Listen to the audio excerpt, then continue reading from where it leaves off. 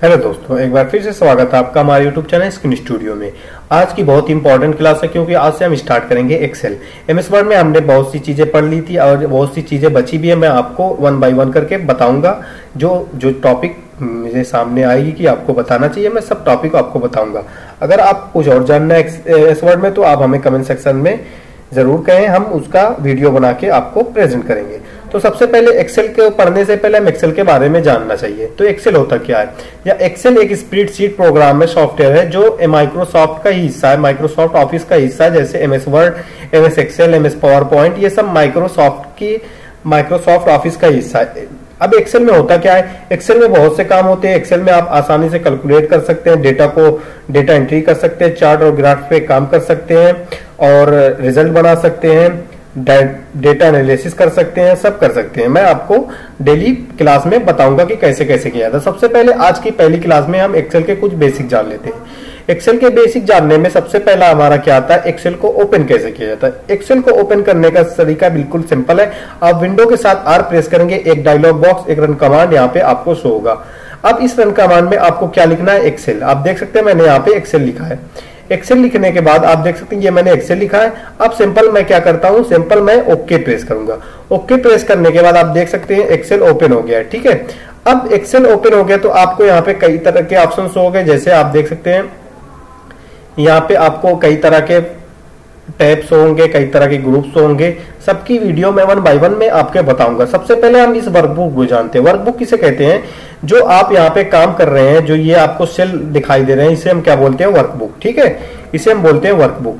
तो सबसे पहले आप देख सकते हैं, मैं आपको बताता हूं। जैसे ये आप A B C D E F G H, ये सब क्या होते हैं? ये सब होते हैं हमारे कॉलम। और 1 2 3 4 5 6 7 8 9 10 11 12 ये सब हमारे होते हैं रॉ। अब रॉ एंड कॉलम के बीच में आप ये जो मैं किसी भी बॉक्स पे क्लिक कर रहा हूं, आप देख सकते हैं ये वन बाय वन क्लिक हो रहा है। अब इसको बोलते क्या है? इसको क्या बोलते हैं? इसको बोलते हैं सेल। किसको? ये जो मैं आपको दिखाता हूं, ये जो सेल होते हैं इसे बोलते हैं सेल। क्या बोलते हैं? सेल। अब सेल होता क्या है? सेल रॉ एंड कॉलम का कॉम्बिनेशन है। मतलब रॉ और कॉलम जहां पे मिलते हैं वहां पे एक सेल बनता है। फॉर एग्जांपल के लिए मैं आपको दिखा रहा हूं। जैसे मैंने यहाँ पे क्लिक किया, अब मैंने यहाँ पे क्लिक किया, आप देख सकते हैं एक 5 रॉ का हो गया, सी कॉलम। तो यहाँ पे आपको C5 सेल दिखाई दे रहा होगा। अब उसके बाद आपको ये पता रहना चाहिए कि इंटरव्यू में बहुत सी बार पूछे जाते हैं कि टोटल एक्सेल में रॉ एंड कॉलम कितने होते हैं। अगर आप वन बाय वन चेक करेंगे, जैसे A B C D E F G H I J के ऐसे जाएंगे आगे आगे, बहुत लंबा हो जाएगा। जैसे आप देख सकते हैं जेड के बाद से दूसरी काउंटडाउन शुरू हो गया। तो आपको सिंपल क्या करना है? सिंपल आपको यहाँ पे रॉ एंड कॉलम के बीच में ये ट्राइंगल का ऑप्शन शो होगा। आप सिंपल इस पे क्लिक करेंगे तो आप देख सकते हैं यहाँ पे आपको शो हो रहा है कि कितने रॉ कितने कॉलम एक्सेल में होते हैं। जैसे 1,48,576 आर मतलब रॉ होते हैं, 16,384 सी मतलब कॉलम होते हैं। ये आपको समझ में आ गया होगा। अब उसके बाद आप क्या करते हैं? उसके बाद आप यहाँ पे देख सकते हैं नीचे मैं जो आपको शो कर रहा हूं, ये क्या होता है? इसको हम बोलते हैं हॉरिजॉन्टल स्क्रॉल बार। क्या? ये स्क्रॉल बार। यहाँ से आप आसानी से अपने वर्कबुक को स्क्रॉल कर सकते हैं और यहाँ पे आपको शो हो रहा होगा। यहाँ पे आप देख सकते हैं ऊपर भी आपको शो हो रहा है। इसे क्या बोलते हैं? इसे बोलते हैं वर्टिकल स्क्रॉल बार। इसको क्या बोलते हैं? वर्टिकल स्क्रॉल बार। ठीक है, अब उसके बाद ये आता है। इसके बाद आप यहाँ पे देख रहे होंगे, यहाँ पे 3 तरह के ऑप्शन दिए गए हैं। अब इन तीनों को क्या बोला जाता है? इन तीनों को बोला जाता है, इसको पहले नॉर्मल ग्रिड बोला जाता है। इसको क्या बोल रहे हैं? इसको बोला जाता है पेज लेआउट। पेज लेआउट मतलब आप जब इस पे क्लिक करेंगे, आप देख सकते हैं यहाँ पे आपकी हर स्प्रेडशीट, हर वर्कबुक A4 साइज में यहाँ पे शो हो रही है। आप देख सकते हैं ऑन स्क्रीन। आप A4 साइज में यहाँ पे आप काम सा कर सकते हैं। इसमें आसानी होगी कि आपका डेटा कितनी रेंज में आ रहा है, प्रिंट करने पे कितना जाएगा, यहाँ से आप एडजस्ट कर सकते हैं। उसके बाद आपको यहाँ पे शो हो रहा है। उसके बाद इसे क्या बोलते हैं? इसे बोलते हैं, ये जो आपको शो हो रहा है इसे बोलते हैं जूम इन जूम आउट। आप अपने वर्क को जूम कर सकते हैं लाइक दिस। आप ऑन स्क्रीन देख सकते हैं मैंने इसे बढ़ा दिया, इसे घटा दिया। अब इसको जूम करने का एक और शॉर्ट का तरीका, आपको सिंपल कंट्रोल बटन प्रेस करके माउस की स्क्रॉल जो बटन होती है उसको अप एंड डाउन करेंगे तो ये जूम इन और जूम आउट होगा। ठीक है, तो ये आपको समझ में आ गया। अब चलते हैं एक्सेल पे कुछ बेसिक काम कर लेते हैं। जैसे मैं नॉर्मल पे आ जाता हूं, ये मैं नॉर्मल पे आ गया। ठीक है, नॉर्मल पे आने के बाद आप देख सकते हैं यहाँ पे आपको ये मैं नॉर्मल पे आ गया। अब इस पे कुछ काम करते हैं। जैसे एक्सेल में सबसे अच्छी खास बात क्या है, जैसे आप 1 सीरियल नंबर डालते हैं 1 2 3 4 5 6 ऐसे डालेंगे तो आपको 100 नंबर तक डालना है तो आपको काफी टाइम लगेगी। तो सिंपल आपको क्या करना है, मैं इसको डिलीट कर देता हूं। सिंपल आपको 1 टाइप करना है, उसके बाद 2 टाइप करना है, छोड़ देना है। जब आप 1 2 टाइप करेंगे तो आप देख सकते हैं यहाँ पे आप दोनों को सिलेक्ट करेंगे तो यहाँ पे कॉर्नर पे एक प्लस आइकॉन शो होगा। आप सिंपल इस पे ऐसे ड्रैग करेंगे तो आपका ऑटोमेटिक नंबर जहां तक आपको चाहिए ऑटोमेटिकली यहाँ पे इंसर्ट हो जाएगा। ठीक है, तो ऐसे एक्सेल में काम किया जाता है। अब उसके बाद होम टाइम में पहला क्या आता है, मैं कंट्रोल जेड से वापस कर लेता हूं। अब आप यहाँ पे देख सकते हैं कट का ऑप्शन हो रहा है। कहाँ पे, यहाँ पे कट का। अब कट का यूज कब क्या हो क्यों होता है मैं आपको बताता हूँ। कट का यूज आपको तो मालूम है, ये जो आपको कट हो रहा है इसका यूज क्या है। जैसे आप इस पे एंट्री किए हैं, अब आपको यहाँ पे नहीं मतलब यहाँ पे चाहिए सी वाले कॉलम में, तो सिंपल आप इसको सिलेक्ट करेंगे, कट पे क्लिक करेंगे और लाके यहाँ पे कर्सर रख के यहाँ पे पेस्ट कर देंगे। तो आप देख सकते हो वो यहाँ से हटके यहाँ पे पेस्ट हो गया। उसके बाद कॉपी का ऑप्शन आता है। कॉपी का ऑप्शन क्या है, जैसे आपको यही सेम दूसरे कॉलम में भी चाहिए, आप इसको सिलेक्ट कर लेंगे। सिलेक्ट करने के बाद कॉपी करेंगे, कॉपी करने के बाद ई पे आपको चाहिए, आप सिंपल ई पे रख के यहाँ पे पेस्ट कर देंगे। तो ये आपको समझ में आ गया होगा। उसके बाद क्या आता है, उसके बाद फॉर्मेट पेंटर का यूज तो आपको तो मालूम ही है, आपको मैं पहले ही बताया था MS वर्ड में। सेम जैसे हम इस पे कुछ फॉर्मेटिंग कर लेते हैं, ऑन स्क्रीन आप देख सकते हैं यहाँ पे मैंने इस पे कुछ फॉर्मेटिंग कर लिया। ठीक है, ये फॉर्मेटिंग करने के बाद मान लीजिए आपको इस पे भी वो फॉर्मेटिंग चाहिए, तो सिंपल आपको इसको सिलेक्ट करना है, फॉर्मेट पेंटर पे क्लिक करना है और लाके यहाँ पे ऐसे ड्रैग करके छोड़ देना। आप देख सकते हैं यहाँ पे सिंपल वैसे ही फॉर्मेटिंग यहाँ पे भी हो गई है। अब उसके बाद क्या आता है, उसके बाद यहाँ पे आप देख सकते हैं, उसके बाद आपको यहाँ पे आता है फॉन्ट की स्टाइल। फॉन्ट की स्टाइल को मतलब क्या होता है, जैसे आप यहाँ पे कुछ लिखते हैं, फॉर एग्जांपल मैं कुछ नाम लिख देता हूँ, नेम, क्लास, रोल नंबर। ठीक है, यहाँ पे मैं लिख देता हूँ सेक्शन।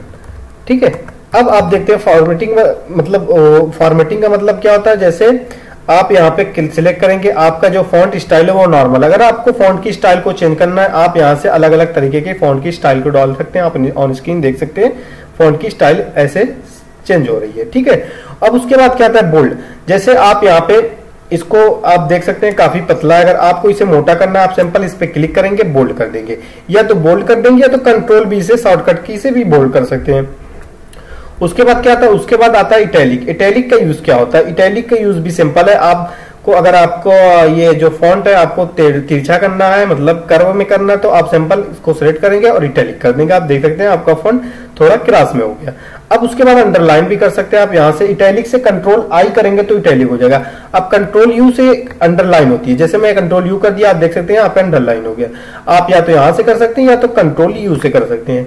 ठीक है, अब उसके बाद ये बहुत ही यूजफुल थिंग है, ये एक्सेल की बहुत ही जरूरत, ये बहुत ही यूजफुल थिंग है। आपको बताता हूं, जैसे यहाँ पे आप एंट्री किए हैं और मैंने कंट्रोल पी से इसे प्रिंट कर रहा हूं। ठीक है, अब मैं इसे कंट्रोल पी से प्रिंट कर रहा हूं तो आप यहाँ पे देख सकते हैं, यहाँ पे आप देख सकते हैं इसमें कोई बॉर्डर्स वगैरह नहीं है, सब सीरियल नंबर से यहाँ पे प्रिंट प्रीव्यू में शो रहा है। तो आपको सिंपल क्या करना है, सिंपल आप इस पे सिलेक्ट करके यहाँ पे जाएंगे और ऑल बॉर्डर कर देंगे। जब आप ऑल बॉर्डर करते हैं, अब मैं प्रिंट प्रीव्यू कर रहा हूं तो आपको शो होगा। जैसे अब मैं प्रिंट प्रीव्यू कर रहा हूं तो आप देख सकते हैं यहाँ पे बॉर्डर लग गया है। तो आपको ये समझ में आ गया होगा। अब उसके बाद क्या आता है, उसके बाद अगर आपको बॉर्डर हटाना है तो आप सिंपल इस पे क्लिक करेंगे, नो बॉर्डर कर देंगे। अगर आपको सब पे बॉर्डर लगाना है पूरे को सिलेक्ट करेंगे और यहाँ पे ऑल बॉर्डर कर देंगे। अगर आपको बाहर बॉर्डर लगाना है, आउटसाइड बॉर्डर लगाना है तो आप आउटसाइड कर देंगे। जैसे मैं इसे कंट्रोल जेड से वापस करता हूँ, आपको आउटसाइड बॉर्डर लगाना है, पूरे को सिलेक्ट करेंगे और यहाँ पे क्या कर देंगे, आउटसाइड बॉर्डर। तो आप देख सकते हैं बॉर्डर के जो आपने कंटेंट टाइप किया उसके आउटसाइड में बॉर्डर यहाँ पे लग गया है। अब यहाँ से आपको बॉटम डबल बॉर्डर कर सकते हैं, बॉर्डर को थिक कर सकते हैं। जैसे मैं इसको सिलेक्ट करता हूँ और थिक बॉर्डर कर देता हूँ, क्या कर देता हूँ, थिक बॉर्डर। तो आप यहाँ पे देख सकते हैं आपका जो बॉर्डर था वो काफी मोटा हो गया है। तो इस तरीके से मल्टीपल तरह के आप बॉर्डर लगा सकते हैं, आप अपने अकॉर्डिंग लगा सकते हैं। उसके बाद क्या आता है, उसके बाद यहाँ पे आपको आता है शेडिंग करने का।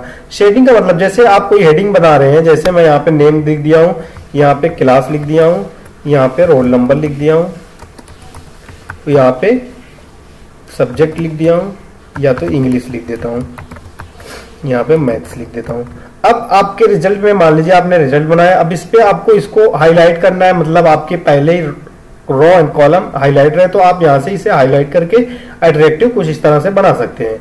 आप देख सकते हैं ये ग्रीन कलर का। अब आपके इसको कलर को चेंज करना है, जैसे ये आप फॉन्ट देख सकते हैं ब्लैक कलर का। अगर आपको इसको कोई दूसरा कलर देना है तो आप यहाँ से दूसरा कलर दे सकते हैं। यहाँ पे ऑन स्क्रीन देख सकते हैं, यहाँ पे इसका कलर अलग अलग तरीके से चेंज हो रहा है। अब उसके बाद क्या था, उसके बाद आता है अलाइनमेंट में अलाइनमेंट करना, मतलब सेंटर पे करना, बॉटम पे करना। तो सिंपल आप इसको सिलेक्ट ही रहने देंगे। आपको टॉप पे करना है, टॉप करने जैसे मैं आपको दिखा रहा हूँ, इसको थोड़ा बड़ा कर देता हूँ। ये आप मैंने सिलेक्ट किया, इसको टॉप पे करना है, टॉप पे आप इस पे सेंटर पे क्लिक करेंगे, आप देख सकते हैं सेंटर पे आ गया। इसको बॉटम पे करेंगे, बॉटम पे आ गया। इसको लेफ्ट में करेंगे, लेफ्ट में आ गया। इसको सेंटर पे करेंगे, सेंटर पे आ गया। इसको राइट में करेंगे, राइट में चला गया। तो ये रहा अलाइनमेंट का ऑप्शन। अब उसके बाद क्या आता है, उसके बाद आप देख सकते हैं यहाँ पे इंडेंट का। जैसे आपको इसको इधर सरकाना है तो आप यहाँ से इसको सिलेक्ट करेंगे और इंडेंट का यूज करेंगे कुछ इस तरीके से। आप देख सकते हैं ये 1 बाय 1 करके इधर उधर मूव हो रहा है, ठीक है। तो ये इंडेंट का हो गया। अब उसके बाद क्या आता है, उसके बाद आप देख सकते हैं, मैं कंट्रोल जेड से वापस हो जाता हूँ, सिंपल उसी टाइम में आ जाता हूँ।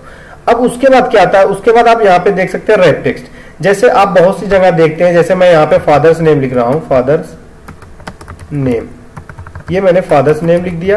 अब आप देखते होंगे कि एक ही सेल में है। अब यहाँ पे मैं फादर्स नेम कुछ लिख रहा हूं, जैसे शाहबाज अहमद। अब आप देखते होंगे जब मैंने शाहबाज अहमद लिखा तो आप देख सकते हैं ये आप देख सकते हैं ये जो सेल है वो सेल के क्रॉस कर रहा है। तो सिंपल आपको क्या करना है, सिंपल फादर्स नेम पे क्लिक करना और रैप टेक्स्ट करना है। जब आप रैप टेक्स्ट करेंगे तो आपका जो फॉन्ट है वो देख सकते हैं आप रैप हो गया, मतलब एक ही सेल में आपको एडजस्ट हो गया। आप ऑन स्क्रीन देख सकते हैं ये एक ही सेल में एडजस्ट हो गया। अब आप यहाँ पे कुछ लिखेंगे तो ये आगे नहीं जाएगा, ये रैप होता चला जाएगा। जैसे मैं कुछ लिख रहा हूं तो आप देख सकते हैं ये रैप होता चला गया। तो ये आपको समझ में आ गया। अब मैं इसको भी रैप टेक्स्ट करता हूं तो आप देख सकते हैं ये भी रैप हो गया, मतलब एक ही सेल में ये एडजस्ट हो गया। अब उसके बाद मर्ज एंड सेंटर, जैसे मैं यहाँ पे एक cell column and row insert कर देता हूं, आप देख सकते हैं यहाँ पे राउंड कर। अब यहाँ पे हमको कुछ लिखना है, जैसे स्कूल, जैसे मैं लिख देता हूं स्क्रीन स्टूडियो, 1 मिनट, क्लासेस। अब आप देखते होंगे कि ये एक ही सेल में है, मतलब इसको हम सेंटर में नहीं ला सकते। क्यों नहीं ला सकते मैं आपको बताता हूं। जैसे सबसे पहले ये एक ही सेल में, मैं इस पे क्लिक करता हूं, आप देख सकते हैं ये फार्मूला बार ब्लैंक हो जा रहा है। इस पे भी सिलेक्ट करता हूं, फार्मूला बार ब्लैंक हो, क्योंकि ये पहले ही सेल में है। तो आपको सिंपल क्या करना है, आपको सिंपल इसे सिलेक्ट करना और यहाँ पे आपको मर्ज एंड सेंटर करना है। जब आप मर्ज एंड सेंटर करेंगे ये जो आपका सेल है वो मर्ज होके एक ही सेल बन गया है। अब आप यहाँ पे कोई भी फॉर्मेटिंग कर सकते हैं। आप यहाँ से देख सकते हैं ये बड़ा हो गया है। तो ये रहा मर्ज एंड सेंटर का यूज, ठीक है। अगर आपको इसको अनमर्ज करना है आप अनमर्ज कर देंगे। अगर आपको इस पे कुछ और करना है, आप देखिए मर्ज सेल करेंगे तो मर्ज सेल हो गया है। अब उसके बाद मर्ज अक्रॉस करेंगे तो मर्ज अक्रॉस हो जाएगा। मैं आपको आगे ही बताऊंगा। अब आपके लिए इतना ही, अगले मैं आपको नंबर, स्टाइल, सेल और एडिटिंग के बारे में बताऊंगा, ठीक है। तब तक के लिए वीडियो को देखते रहिए। कल नई क्लास आएगी एक्सेल की, आप पढ़ते रहिए और कोई प्रॉब्लम हो तो हमसे जरूर पूछिए। तब तक के लिए थैंक्स फॉर वॉचिंग।